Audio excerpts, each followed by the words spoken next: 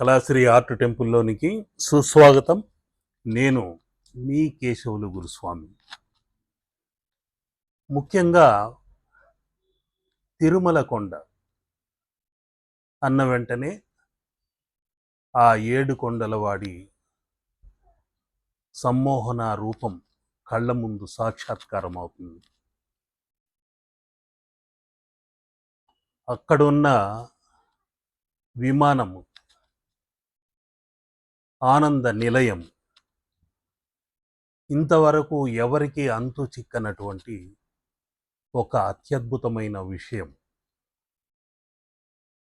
ఆ ఆనంద నిలయంలోనికి ప్రవేశించిన వెంటనే మన ఆత్మ అక్కడున్న ఒక సమ్మోహన వలయంలో బందీలమవుతుంది. ఎన్నిసార్లు చూసినా ఆ వెంకటేశ్వరుడిని మళ్ళీ మళ్ళీ వెనక్కి తిరిగి చూడాలి, గోవింద గోవింద గోవింద అంటూ ఆ నామస్మరణ చేస్తూ ఆ సమ్మోహన రూపం చూస్తూ పులకించిపోతూ నెట్టేస్తున్నా కూడా మనం వెనక్కి తిరిగి చూస్తూ తనివి తీరకుండా అసంతృప్తిగానే వస్తుంటాం. అన్నిసార్లు వెనక్కి తిరిగి చూసి ఎన్నిసార్లు చూసినా మొక్కినా మళ్ళీ మళ్ళీ చూడాలి అనిపించే సమ్మోహన రూపం ఆ వెంకటేశ్వరుడు. అటువంటి సమ్మోహన రూపం ఒకానొక కాలంలో మీకు నమ్మలేని ఒక విషయం చెప్పాలి. ఆ రూపాన్ని చూస్తూనే జ్వరం వచ్చి పడిపోయే వాళ్ళు ఉన్నారు. కాళ్ళు చేతులు వణికి గడగడలాడుతూ అతి భీకరంగా రౌద్రంగా ఉన్న ఒక శక్తి రూపంలాగా చూసి భయపడిన వాళ్ళు ఉన్నారు. ఇది ఒకానొక కాలంలో. ఎందుకు అంత భయంకర రూపంగా ఉన్న రూపము సమ్మోహన రూపంగా ఎలా మారింది అనేది ఈరోజు చెప్పబోయే అతి ముఖ్యమైన మన సనాతన ధర్మంలో ఉన్న ఒక మర్మం.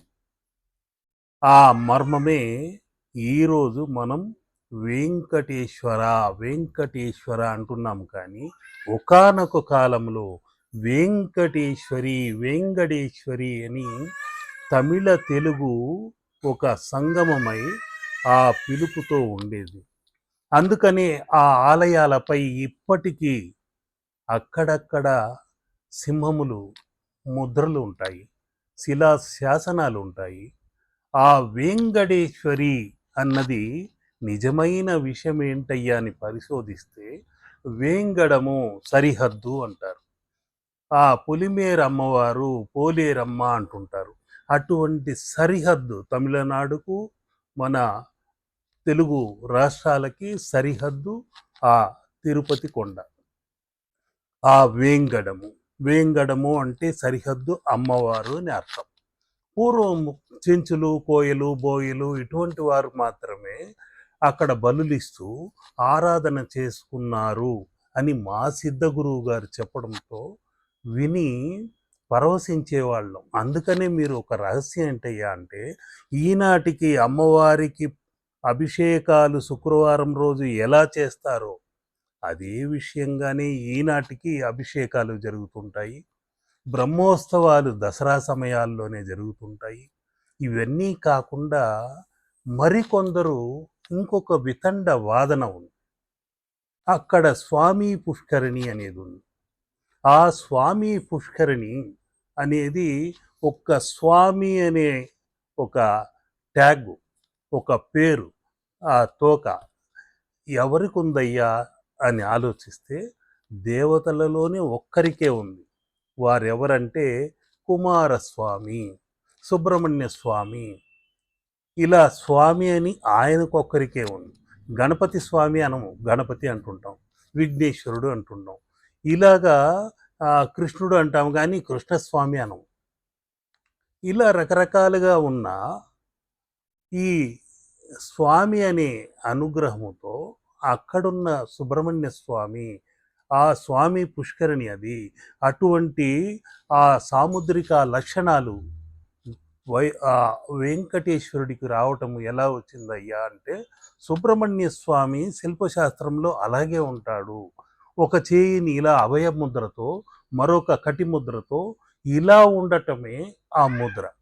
అటువంటిది 6 క్షేత్రాలున్నాయి. దానిని తమిళంలో అరుబడై వీడు అంటుంటారు. అటువంటి 6 క్షేత్రాలలో ఆ సుబ్రహ్మణ్య స్వామి వెలిశాడు. ఇది 7వ క్షేత్రము అని కొందరి వాదన, తమిళుల వాదన. అది కూడా నిజమేననిపిస్తుంది కొన్నిసార్లు చూస్తే. ఎందుకంటే ఎక్కడ కానీ నారాయణుడో, వెంకటేశ్వరుడో ఇంకే స్థలములలోనో తలనీలాలు సమర్పించరు. సుబ్రహ్మణ్య స్వామి ఆలయంలో మాత్రమే తలనీలాలు సమర్పిస్తుంటారు, లడ్డూలు సమర్పిస్తుంటారు. ఆ నైవేద్యంగా మనం దాన్ని అందుకొని ప్రసాదంగా తీసుకొస్తుంటాము. కాబట్టి ఆ తలనీలాలు ఇవ్వటము, గుండు గుయించుకోవటము, ఆ లడ్డూ ప్రసాదాలు అందుకోవటము, ఇద్దరు భార్యలు ఉండటం, ఒకరు శ్రీదేవి, మరొకరు భూదేవి.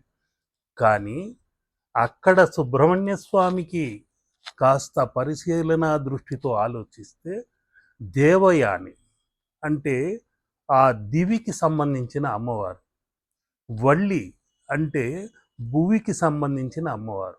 వీరే భువికి సంబంధించిన వారే భూదేవిగా మారింది. ఆ దివికి సంబంధించిన అమ్మవారే దేవతత్వముతో శ్రీదేవిగా మారింది. ఇలా కొందరి తాత్వికుల ఆత్మ వంచన లేకుండా వాళ్ళు పోరాడుతూ చెబుతున్నారు. కానీ కొద్ది కొద్దిగా కాలక్రమేణా అక్కడున్న వెంకటేశ్వరుడు తిరునామముతో ప్రత్యక్షమయ్యాడు. అందుకు కారణం ఏంటయ్యా? అమ్మవారి రూపంగా ఉంది కొద్ది కాలం, ఆ తర్వాత కుమారస్వామి అని అన్నారు, ఆ తర్వాత వైకుంఠేశ్వరుడు, వైకుంఠంలో ఉన్న ఈశ్వరుడు అని కూడా అన్నారు. అంటే ఆ శివుడి రూపం కూడా ఆయనే అన్నట్టుగా, హరిహరులు ఒక్కటే అన్నట్టుగా ఒక భావన ఉండేది. ఆ తర్వాతే రామానుజాచార్యులు రావటము, ఆయనకు తెలిసిన పరకాయ విద్యతోనో ఏదో లోపలికి వెళ్ళాడని కొందరి వైష్ణవుల వాదన ఇప్పటికీ ఉంది, శైవుల వాదన ఉంది.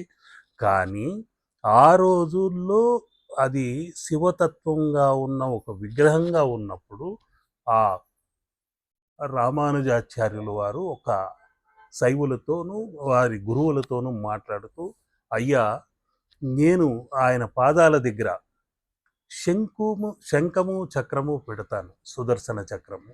ఆ రెండింటినీ కనుక ఆయన తీసి అలంకరించుకుంటే మీరు వైష్ణవ తత్వంతో ఒప్పుకోవాలి.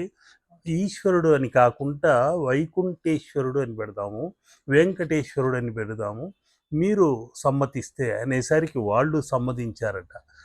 ఆ తలుపులన్నిటినీ దిగ్బంధనం చేసి లక్కతో బంధించి ఆ రోజు రాత్రి అంతా, ఒకరోజు రాత్రి అంతా వారు శైవులు అటువైపు ఓం నమ శివాయ అంటుంటే, మరొక వైపు ఈ వైష్ణవులందరూ ఓం నమో నారాయణాయ అంటుంటే, ఈ ధ్యాన శబ్ద తరంగాలతో ఆ ప్రాంతమంతా దద్దరిల్లిపోతుంటే, ఆ రాత్రి గడిచిన తర్వాత బ్రహ్మీ ముహూర్తంలో లక్కను పగలగొట్టి తలుపులను ఓపెన్ చేసి చూసిన వెంటనే అందరూ దిగ్భ్రాంతికి గురయ్యారు. అంత దిగ్భ్రాంతి కలిగించే విషయం ఏముందయ్యా అంటే, ఆయన పాదాల చెంత పెట్టిన సుదర్శనము మరియు శంఖము, ఈ రెండింటినీ ఆయన తన భుజస్కంధాలపైన అలంకరించుకుని చిరునగవుతో కనిపించాడు. హరినైనా హరుడైనా నేనే, శివకేశవులు నేనే అంటూ ఆయన మందహాసంతో కనిపించేసరికి శైవులందరూ ఓం వెంకటేశ్వర అని కొందరు, ఏడుకొండలవాడ వెంకటేశ్వర గోవింద గోవింద అని వైష్ణవులు ఇలా భక్తి పారవస్యంతో మునిగిపోతే, అప్పటి నుండి వైష్ణవ సాంప్రదాయంతో ఆయన పూజలు అందుకుంటున్నాడు అని ఒక ఇది ఉంది. ఏది ఏమైనప్పటికీ శంకరాచార్యులు వచ్చి ఆ అమ్మవారి రూపం రౌద్ర రూపంగా ఉందని ఒకానొక కాలంలో ఆ ఆదిశంకరాచార్యులు ఒక యంత్రరాజాన్ని గీసి ఆ రౌద్రంగా ఉన్న అమ్మవారిని సమ్మోహన రూపంగా మార్చాలని యంత్రము ఒక చిత్రంగా లిఖించి, సమ్మోహన యంత్రము జన సమ్మోహన యంత్రము, ధన సమ్మోహన యంత్రము, ఇవన్నిటినీ బంధించి ఆయన పాదాల దగ్గర పెట్టేసరికి ఆనాటి నుండి ఈనాటి వరకు జన సముద్రము, ఆ సంద్రము, జన సందోహం, ఆ సంబరం ప్రతిరోజు జరుగుతూనే ఉంది, వస్తూనే ఉన్నారు. ఆ ధనం హుండీ నిండిపోతూనే ఉంది, ఎడతెగని ధనవర్షం కురుస్తూనే ఉంది.